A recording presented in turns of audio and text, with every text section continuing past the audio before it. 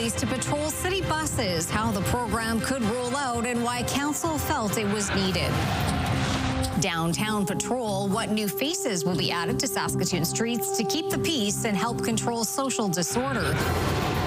And sharing the love of Saskatchewan, the influencers singing the praises of our province. This is CTV News with Chantel Saunders. Good evening. After mulling over the city's $1.7 billion budget last week, City Council voted to add dedicated transit officers to the Saskatoon Police Service over the next 2 years. Keenan Sorokon has more on the decision. It saddens me that we have to have this conversation. It really does. Randy Dunauer says if incidents of bear spray knives and assaults were happening at City Hall, council would have acted by now. And that's why he feels it's time to end years of concern and frustration on transit buses to create dedicated transit police. These are no longer behavioral issues and convenience issues. We're now dealing with crime on our buses, and that requires a police presence to do that. The city will spend $600,000 next year and $1 million in 2027 to hire 9 officers working in 2 patrol cars tasked specifically to transit. People will feel safe when they're either riding or driving the buses. That's the biggest piece to this. Saskatoon will become one of the smallest cities in Canada with transit cops. Most others have populations of at least 1 million. A combination of commissionaires, transit supervisors, and support officers from the fire department respond to incidents now, but their scope is limited, especially for violent or criminal interactions. Negative interactions have been trending down over the last 3 years, with police needed for 11% of calls. But Peterson doesn't trust the data, with some interactions going unreported. Our training is to pull over, open the doors. Quite often is, after a little while, the person that's causing the issues will just leave the bus, and then the call will be cleared. Council is also hoping this can reintroduce fair enforcement, something the city stopped doing during the pandemic. Just show the force of individuals who are coming on the bus to be respectful of our transit operators and those who ride it. With recruitment challenges, the city and Saskatoon Police will develop the program over the next year with hopes of transit police patrolling in early 2027. Keenan Sorokon, CTV News, Saskatoon. Saskatoon is taking a new approach to homelessness and downtown disorder. And as CTV's Laura Woodward reports, it's an Indigenous-led response. The city is hiring 4 Indigenous peacekeepers to patrol downtown Saskatoon. A 1-year, $300,000 pilot project unanimously approved during budget talks. We need another tool. We need a tool that's based on relationship, that's not based on enforcement. And that's what the peacekeepers are so skilled at. Teams of 2 will work 12-hour shifts, connecting people to social services. Deputy Police Chief Darren Bringle says officers can train them in de-escalation and gang awareness. Gang symbols, hierarchy, behavior, kinds of victimization. The city plans to contract the jobs through the Saskatoon Tribal Council, which already uses peacekeepers at its Fairhaven shelter. A lot of Indigenous people don't trust the system. Okay, it's a reality. Councillor Troy Davies, a former paramedic, says cultural connection can quickly calm a tense situation. I can tell you just having one sentence of just speaking Cree to somebody who was First Nations de-escalated a situation. The Downtown Business Improvement District supports the pilot, noting a spike in cases of mischief, intoxication, and panhandling. Quote, the need for a coordinated, culturally grounded, and community-based safety response has never been more critical. The Peacekeeper pilot project is expected to start next year. Laura Woodward, CTV News, Saskatoon. A 36-year-old man is recovering after being attacked with a machete. Police say they were called to the 100 block of Avenue W South at about 3:30 yesterday afternoon, where the incident happened. The victim told officers he didn't know the person who struck him. His injuries are not believed to be life-threatening. Prince Albert police say a 17-year-old boy taken into custody following the homicide of a teenage girl has not been charged in connection to her death. On Thursday morning, emergency crews were called to the 900 block of 12th Street West, where a 16-year-old girl was suffering from life-threatening injuries after being shot. A 17-year-old boy who was at the scene was taken into custody. Police say officers searched the home where the shooting happened the day after the incident. Today, police said the boy has been charged with breaching conditions, but that no charges in connection to the homicide have been laid at this time. RCMP are investigating the death of a woman in Meadow Lake as suspicious. On Friday morning at about 9 o'clock, officers were called to an unresponsive person in a parking lot near Highway 4 and 1st Avenue West in Meadow Lake. There they found the 29-year-old woman from Waterhen Lake First Nation dead. RCMP are asking anyone with information on the death or anyone who saw anything suspicious to report to them or Crimestoppers.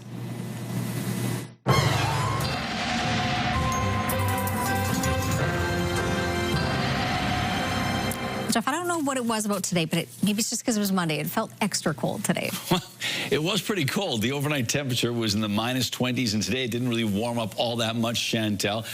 Relatively quiet conditions as Arctic air is going to be around for a while. Now, we will get a bit of a break, a bit of a reprieve, but then we will get some cold Arctic air again. Keeping our eye on this weak clipper system that's making its way through Saskatchewan. Places like the Battlefords, Prince Albert, Saskatoon can expect around 2 to 4 centimeters of snow, so there might be a little shoveling, not necessarily brooming, but shoveling to do tomorrow. We'll talk more about that later on. More Saskatchewan residents report not having a family doctor. An estimated 300,000 residents are affected, which is significantly higher than previous estimates. Wayne Mantika reports. Saskatchewan residents are finding it increasingly difficult to find a family doctor. The number again jumped this past weekend when a major Regina clinic closed its doors after failing to recruit new physicians. Tammy Helland is one of the patients now without a family doctor. And I was just beside myself because it's like I'm now on the phone trying to talk to any sort of doctor who will take me on. And I've called over 30 clinics and I've either got scoffed at, laughed at, and honestly, it was so disheartening. An Angus Reid survey shows that 26% of Saskatchewan residents don't have a family doctor, the second highest percentage in the country. It's about 300,000 people, a third more than previously estimated. And I can't stress enough that there are so many things that this health minister could have stepped in to do, and I'm quite actually shocked that he took the position that there was just simply nothing he could do. The government recently launched a pilot program where nurse practitioners will establish their own clinics and bill through Medicare. It's part of the government strategy to deal with the shortage of primary care providers. The health minister addressed other issues today, but had to leave before talking about the nurse practitioner plan. The government may further increase reliance on nurse practitioners for primary health care. The initial 19 nurse practitioner contracts could be expanded to 30, with the government saying 2 more positions have just been created. Wayne Mantika, CTV News, Regina. A former mayor of Regina is joining Premier Scott Moe's staff. According to an order in council filing published last week, Sandra Masters will become the Deputy Chief of Staff in Moe's Executive Council. The role will specialize in communications effective December 1st. Executive Council provides support to the Premier Cabinet and Cabinet committees in various capacities. Masters served as Mayor of Regina from 2020 to 2024. Saskatchewan has gained an international fan with a young Irish-born content creator, singing the praises of our province and attracting interest in the process. He's been shining a spotlight on our province, a place he never expected to fall in love with. Carla Shinkrick has the story. It must have been good if I have come back so soon. This content creator seems to be creating a buzz in Saskatchewan and beyond. The people are my favorite part. I was made feel so welcome. I actually came on the Thanksgiving weekend, so a lot of things were closed. Strangers reached out and they were like, we want to make your time here really nice. Like, come and have dinner with us. Like, let me hang with you. Like, I want to show you this and that. Like, and that is not something that you get everywhere. He quickly learned that positive sentiment about Saskatchewan isn't always the norm. A lot of people were like, why would you come to Saskatchewan? Harkin moved to Canada from Ireland a year ago. He now lives in Toronto. Saskatchewan wasn't originally on his itinerary until curiosity got him after hearing the name Saskatchewan in a popular song. This is my love letter for the kindness, for the people, for the friendships that I will carry with me, for a place I didn't expect to change me, but it did. His endearing posts seen by thousands. He even gets stopped on the street.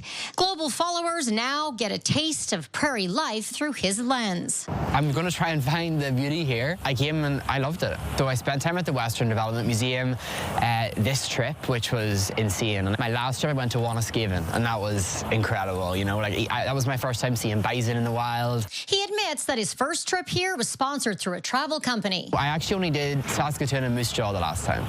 So this time he was back simply by choice, meeting the Saskatchewan Wanderer in Regina. I'm at the Agribition, and that was my first rodeo, so I can't use that phrase anymore. He says it only gets to about -4 in Ireland, so he's not sure about a real winter visit here, but the warmth he's found from new friends might just make him brave the cold. Thank you, Saskatchewan. Until we meet again. Carla Shinkaruk, CTV News, Saskatoon. A special celebration for a Saskatoon woman who celebrated a century today. CTV's Hallie Mandrick was invited to her 100th birthday party and has her story.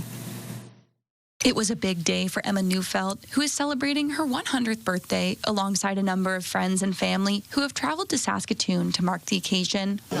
They have come a long distance at a difficult time of the year. So it's been wonderful, wonderful having them all together.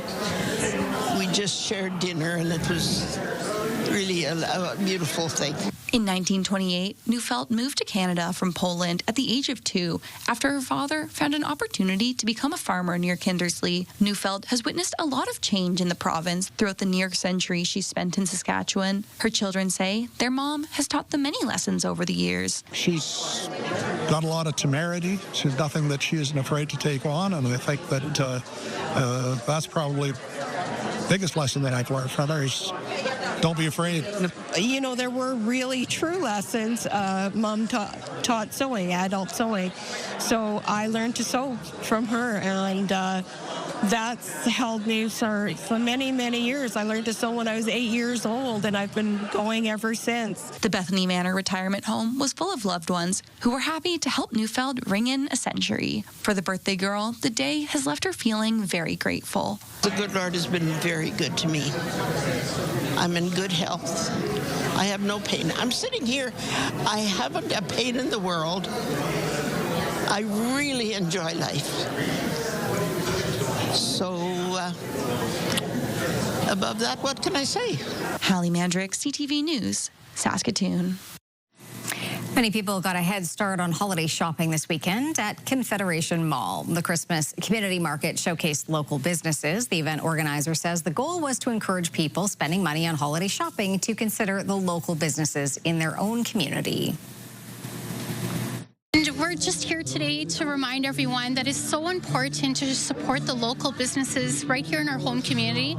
Instead of going out shopping online, come out in person and support those that create our community. We're the ones who invest into our community, so support is always welcomed. While the community market put a special emphasis on buying local, the group also gathers monthly to share their creations with the community. And a quick reminder that the deadline to nominate someone for the Citizen of the Year Award is just days away. Nomination guides are available here at CTV Saskatoon or on our website. The deadline to submit your nomination is this Friday, December 5th, and we will announce this year's recipient on December 31st. Still to come, the Prime Minister shuffles his cabinet. Which familiar face is back in the forefront? Also, why BC's Premier has had a change of heart about Alberta's pipeline project.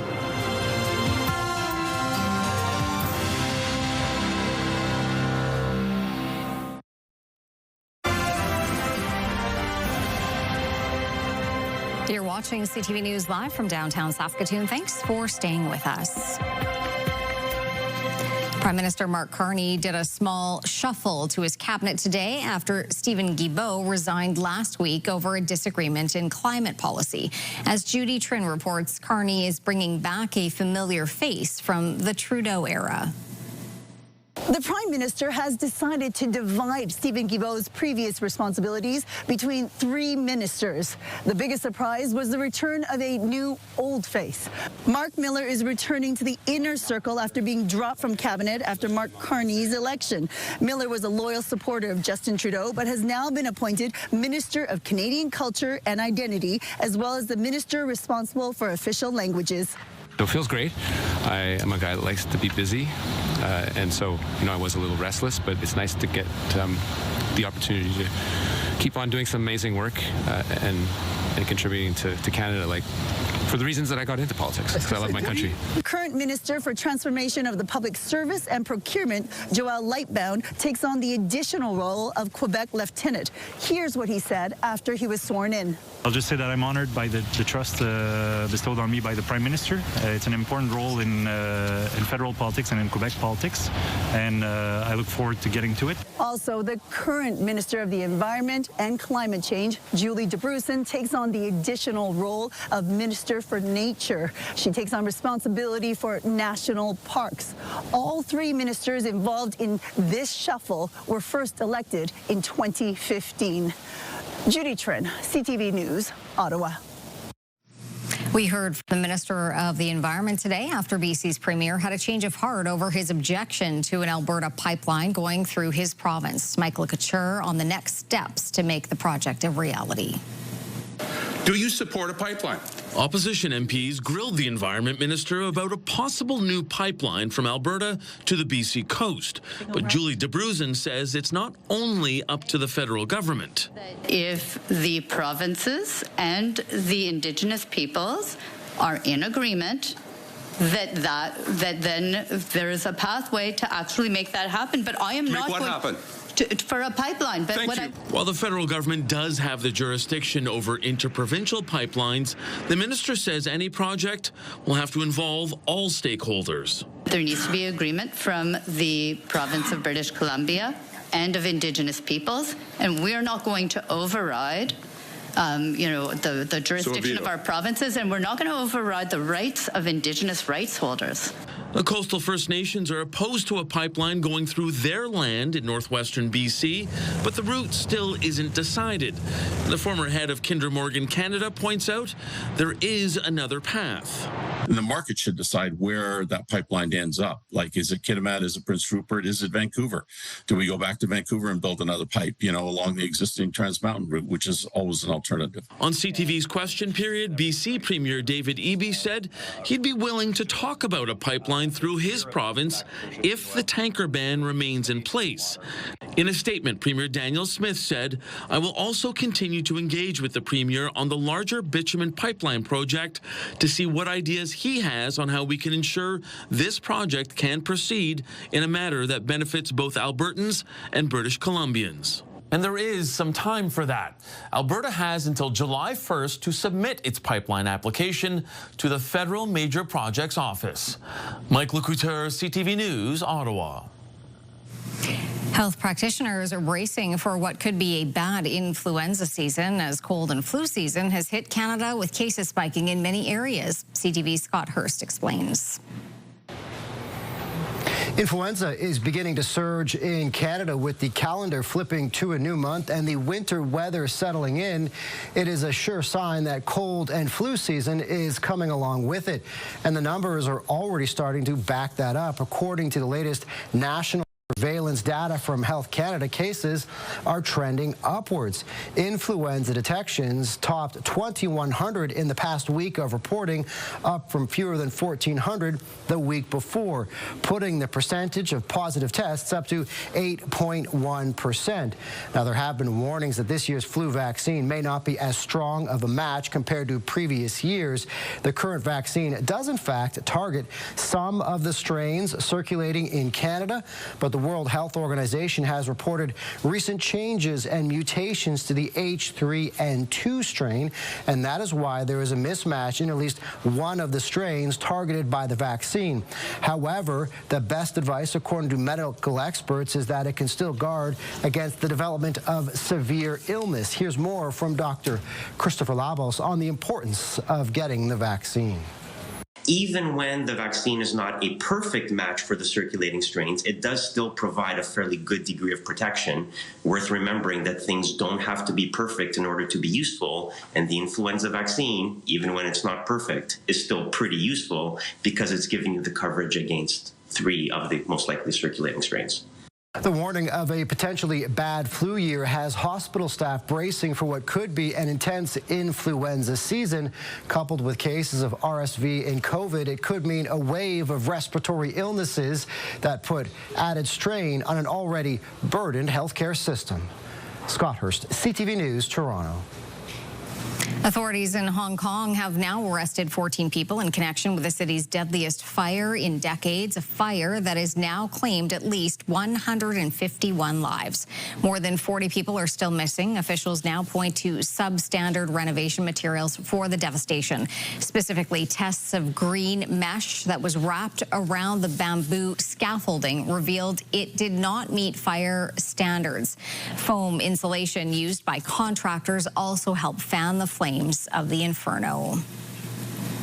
In Ukraine, 4 people were killed in a Russian attack on the eastern city of Dnipro. 40 others were injured, some seriously, in a strike that hit service stations, other businesses, and an office building.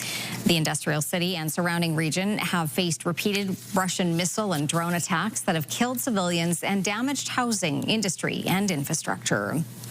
In Paris, Ukrainian President Volodymyr Zelensky met with his French counterpart. The two joined a call with about a dozen other European leaders who showed support after weekend talks between Ukraine and the U.S. to revise an American peace proposal. Today, Zelensky said his country's priorities in peace talks were to maintain sovereignty and ensure strong security guarantees, and that territorial disputes remained the most complicated.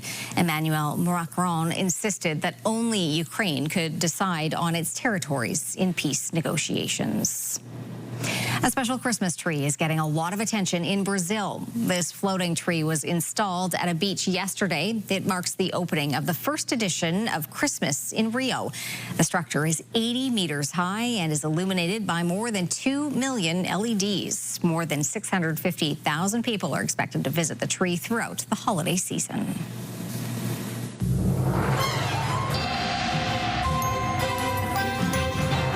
I'm Frank Instein, and we're cooking up something special at Dancing Sky this Christmas.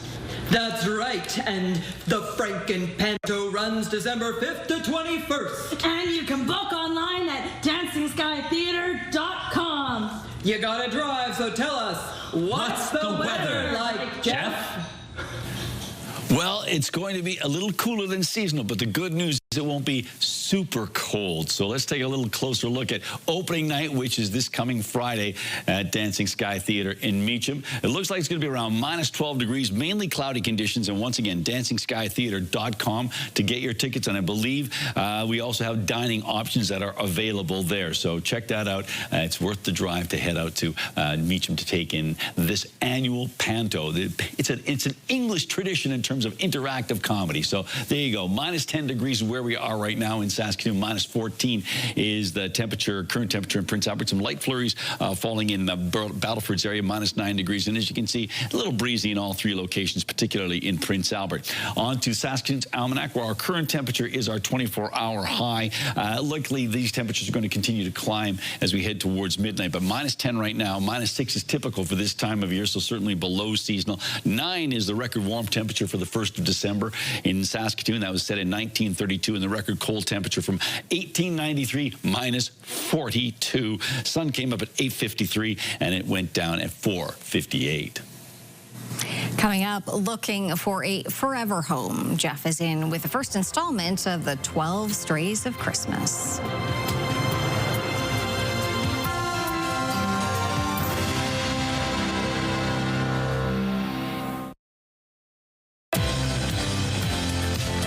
before you know it, it'll be time to ring those phones. Tuesday on Your Morning, Telemiracle's Gift of Giving campaign is underway. How you can give back this holiday season.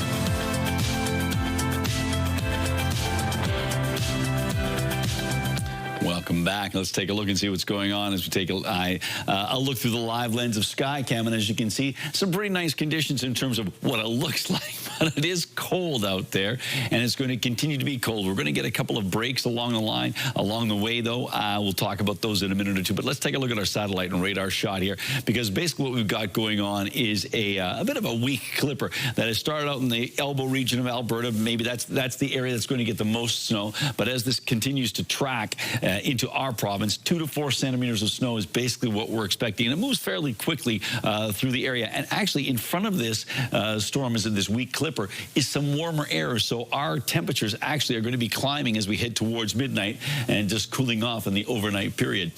Currently, just to recap, minus 10 degrees in Saskatoon, minus 14 in Prince Albert, minus 9 with some flurries in the Battlefords. The hot spot in the province, Maple Creek and Cypress Hills tie for that. This will probably change later on, but minus 1 degree, minus 28 for Val-Marie in terms of the cold spot. Currently, it is minus 5 in Lloydminster, minus 4 in Swift Current, minus 15 in Estevan, minus 14 in Regina and Yorkton. Into central parts of the province, temperatures ranging from a somewhat balmy minus 5 in Kindersley down to minus 14 in a couple of locations, and those are Wynyard and Melfort, minus 9 in Meadow Lake. Up north, it is minus 16 in Stony Rapids, minus 15 in Collins Bay, minus 18 in Key Lake, but it does warm up to minus 11 in Buffalo Narrows and La Ronge. And down south, some minus single-digit temperatures out there, a number of places, but the warmest it is in Leader and Maple Creek with temperatures of minus 3 degrees, and it drops off significantly by the time we get to Carlisle. 12 degrees to be exact, minus 15 in Carlisle, minus 14 in Broadview and Melville. On to our futurecast. Well, there's that clipper system, the weak clipper slipping through, and then not much else going on except some cold air moving in on top of us after that push of warm air that we will experience tonight into the early hours of the morning. Minus 13 in La Ronge, minus 24 tomorrow, minus 13 in Buffalo Narrows, minus 20 in Key Lake, so certainly some cold air in northern areas. Minus 9 in Meadow Lake and Spiritwood, but fairly balmy conditions tomorrow. Kindersley and Rosetown, minus 1 in Kindersley, Rosetown, minus 2, not bad at all. Similar situation in terms of warmer than seasonal temperatures in southwestern Saskatchewan, although we do expect flurries in Maple Creek, Leader, and Swift Current. Into the southeastern part of the province, minus 9 in Yorkton, minus 3 in Regina, minus 1 in Moose Jaw, and minus 2 in Estevan. And then things cool off a bit in Melfort and Hudson Bay, below seasonal temperatures there of minus 11 degrees, but minus 6 in Watrous and minus 8 in Humboldt, and that is slightly above season for both Watrous and Humboldt. 2 to 4 centimeters of snow overnight in the Battlefords, minus 7 degrees, minus 6 tomorrow for a high, and then we've got ourselves minus 10 on Wednesday, and then minus 2 on Thursday, but boo, then it cools off. Minus 20 by Saturday, trying to bounce back, and by Monday it does bounce back to seasonal numbers, minus 8 degrees. For Prince Albert, minus 14 overnight, minus 9 tomorrow for a high. Overnight, about 2 to 4 centimeters of snow. Minus 15 on Wednesday, minus 6 on Thursday, down again on Friday, and even downer on Saturday, minus 22 degrees, minus 16 on Sunday, and 1 week from today back to seasonal temperatures of minus 9 and minus 11 for Saskatoon overnight. Actually, probably warmer than that, but that's our overnight cold temperature. And then minus 7 tomorrow, 30% chance of some flurries, but it gets quite windy, so that minus 7 will feel decidedly colder. And then minus 13 on Wednesday, and then bouncing up to by 10 degrees, minus 3 on Thursday, minus 12 on Friday, minus 19 on Saturday, Sunday minus 13, and 1 week from today, minus 7 degrees. We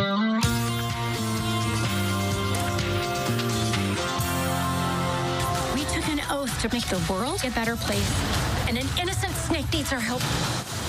Just as expected, Zootopia 2 debuted on top of the box office with an estimated $156 million across North America over the American Thanksgiving long weekend. Wicked for Good lost the top spot, but still added $93 million to its box office total. And Now You See Me, Now You Don't conjured up $10 million for third.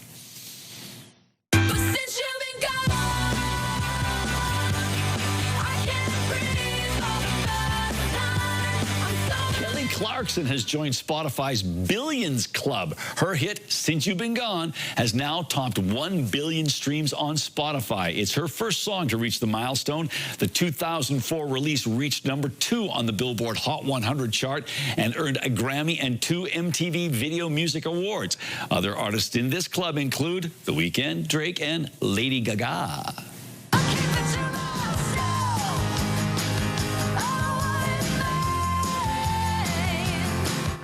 Brandi Carlile will sing America the Beautiful as the NFL has announced the performers for the Super Bowl pregame show. Four-time Grammy-nominated singer Charlie Puth will also hit the stage to deliver the national anthem in Santa Clara, California, in the San Francisco Bay Area. And Grammy-winning R&B star actor Coco Jones will sing Lift Every Voice and Sing during the February 8th extravaganza. All right, Jeff, time for Pick of the Day. What do you have? Well, we're going to start off with a wintry picture. So let's start off with this one. Yeah, it comes to us from Harley. And she didn't send a description, or he didn't send a description. Harley didn't send a description, but this is a lovely shot. And I love the footprints in the snow along the roadside there. So a lovely Saskatchewan shot there. The next one comes to us from Jenna. Hello, happy 5th birthday to our daughter, Hazel. She had the best week celebrating. Wow, a whole week, pretty sweet. And this is with love from Mom, Dad, and Emma. And we pass along our wishes to Hazel as well. And finally, from Trina, well, this is her mom, Chris Smith, celebrating a big birthday on Friday night. There was a house full of kids, grandkids, friends, and family. Lots of love, wishing Chris all the best. So thank you, Trina, for sharing that photo with us. And if you'd like to share an image with us, you can do so by sending it to cfqcnews@ctv.ca, or you can cue the scan the QR code on the screen. And please give us your full name so we can put your name on the screen for credit. Still to come on CTV News, Jeff introduces us to some furry friends, the pups in need of a new pad.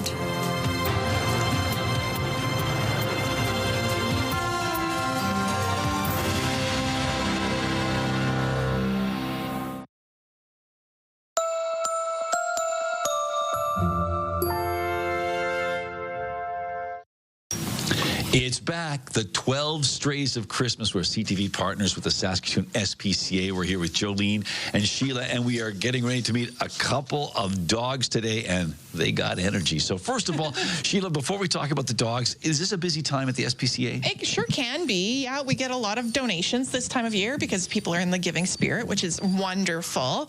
But we also, we like our animals to go home for the holidays. Sure. So if you're prepared for a new pet, we don't want pets as a surprise gift, but if you're prepared and your whole family's on board, we would love for some of these animals to go home for the holidays. All righty. Well, we're going to talk about some of these animals. Well, let's talk about Piper. Hi. Yes, this is Piper. She is a husky mix, about 4 months old, so she's pretty playful and so soft. So just a beautiful looking dog, and as you say, you know, just 4 months old, so a lot of puppy energy there. And Tinsel Bean? Tinsel Bean. Did you name her? I did not name her. The staff named her. They wanted to give her a Christmassy but silly name, and they came up with Tinsel Bean. Okay. Now, are both Tinsel Bean and Piper ready to go? They're both ready to go, yeah. Tinsel Bean's about 1.5 years. She is, in case you can't tell, a border collie mix, which means likes to learn, likes to run. She'll be, the staff say she acts like every day is her birthday, so just super excited all the time, but she's absolutely lovely. All right. So once again, it's a busy time here at the SPCA, but a couple of lovely dogs, and tomorrow is Giving Tuesday. Tomorrow is Giving Tuesday, so if you want to support the Saskatoon SPCA, that would be great. We'll be back on Wednesday with another edition of the 12 Strays of Christmas.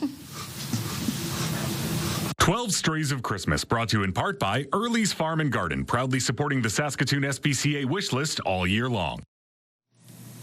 When we come back, a Saskatchewan skater turning heads on the ice, and later, the giant display lighting up the Christmas season.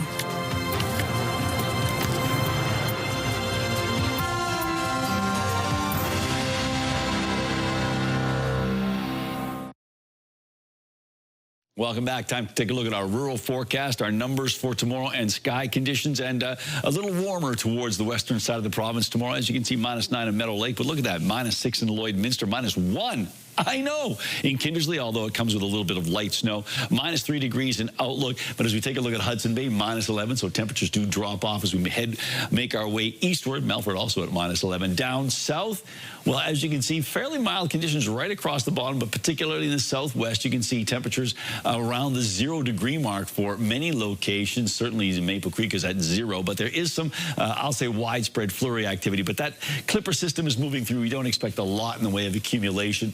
And you can see -5 there in the corner in Carlisle. Let's take a closer look and see what's going on in Borden. Cloudy skies for tomorrow, -7 degrees, but boy, it is going to be windy. A windy afternoon in store, so that -7 is going to feel a lot colder. And just a reminder that Borden is one of the many places where internet plans of up to 1 gig are available from SaskTel. An expansion of a local market is providing a little taste of home for some. The Safari Market Pan-African Buffet officially opened on Saturday. The buffet is part of an expansion of the Safari Market in Saskatoon's North End. It provides an opportunity for people to enjoy food from across Africa and the Caribbean, including soups, stews, pastries, and desserts, in addition to many Canadian favorites.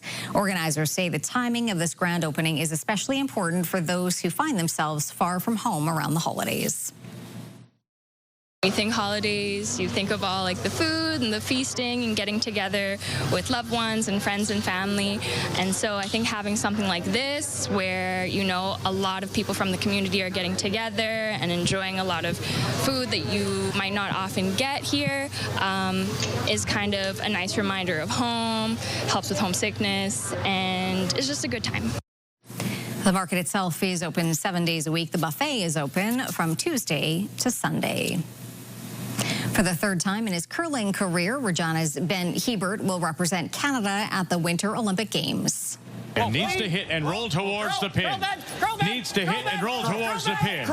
You need to hit, roll to the pin. How's that? And it's off to Italy.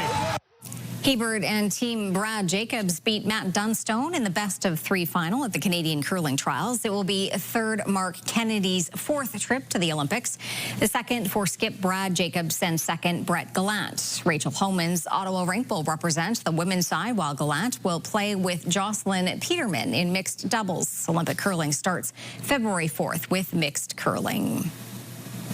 A Saskatchewan figure skater took home a gold medal for the Skate Canada Challenge in Calgary over the weekend.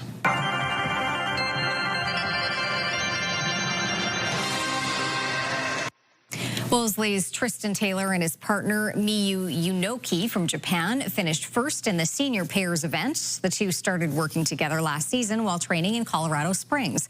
They say they feel they've turned a corner in their first full season together. The two will compete at the Canadian Skating Championships January 5th to 11th in Gatineau, Quebec. Some local martial arts talent is heading overseas to compete for an international karate title. Hallie Mandrick has that story. Lily Samard has been practicing karate since she was 7 years old, and now, at the age of 14, she is preparing to represent Canada on the national stage. When we first moved here from Whitehorse, my aunt asked me what sport I wanted to do, and I watched so many karate videos and like movies, and yeah, I just told her karate. After years of training, Samard is heading to Venice, Italy to represent Team Canada for the World Karate Federation Youth League Championships. According to her sensei, this opportunity is far from just luck. It takes significant preparation and discipline for an athlete to reach this level. We train about 5 days a week, preparing all of our athletes for competition and in technical training inside of the dojo. And then we meet about every 2 weeks as a provincial team and do high-performance karate training. Samard says karate has helped her develop a number of skills which are useful both in the dojo and in life. I've learned a lot of things from karate, mostly like respect and discipline, but also how to make, it helped me get talking to people more, like making friends easier, and, well, as I said before, you make friends everywhere you go. These teachings are something Burns says he has spent more than 3 decades instilling in his students. The athletes that come learn how to compete, learn how to travel, learn how to get their work done, and learn how to be teammates. And quite frankly, karate's kind of interesting because we're a big family. And that's what's kept me here for so long. Samard added that while she's excited for her first trip outside of Canada, she's keeping her eyes on the prize. I'm going to go in and do my best, but if my goal is to get first point, because that's like a really big thing. Hallie Mandrick, CTV News, Saskatoon. Algoma is laying off 1,000 people as the steel maker grapples with the effects of those American tariffs. Marilla Fernandez reports. The announcement affects about 40% of the company's staff. Steel sales to the U.S. have plummeted since Washington put a 50% markup on Canadian steel. Algoma reported an almost $90 million expense related to tariffs in its third quarter.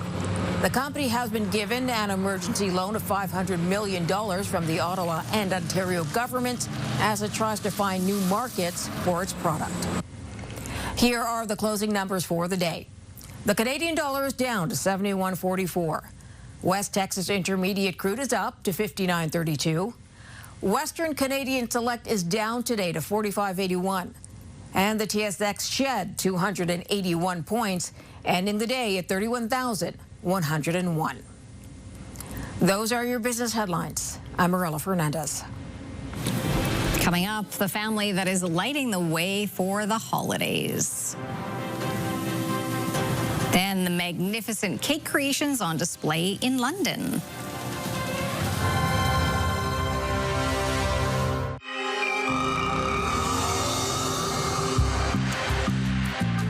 Hey there, Derek Chesney here at the Saskatoon Crimestoppers.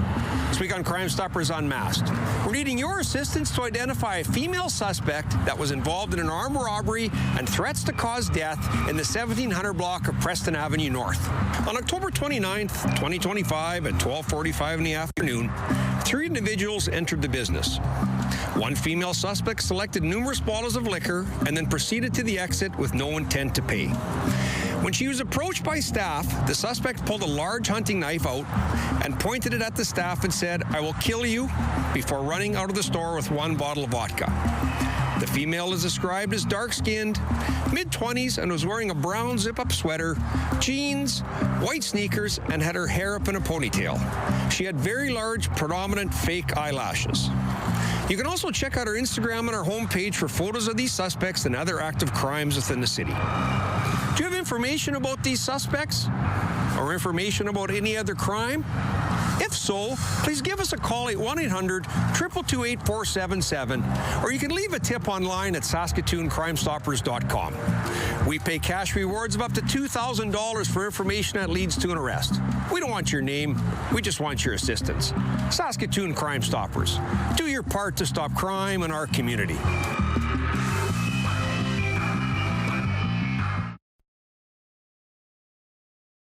Select Hair Services brought to you by Sage, the beauty bar. Get comfortable and settle in with these top shows all right here tonight on CTV. Well, an Austrian family is again going big for Christmas.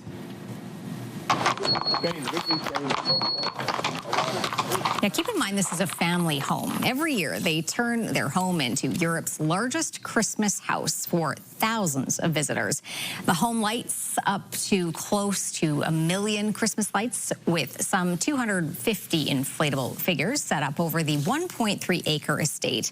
The tradition began decades ago. It takes 4 months to decorate and another 4 to take down the ornance. So, well, you get a 4-month break. Sweet. That's a lot of work, but it's isn't that amazing? Yeah. That is wild. And the horse-drawn rides, do they supply that, or is that just in the neighborhood? I don't know. Jimmy, down the street, he's in charge of horses. Ach du Lieber. There you go. It's pretty cool. Yeah. Wow. I think you're going to like this, too. Okay. Cakes that looked like anything but were on display in London, England this weekend.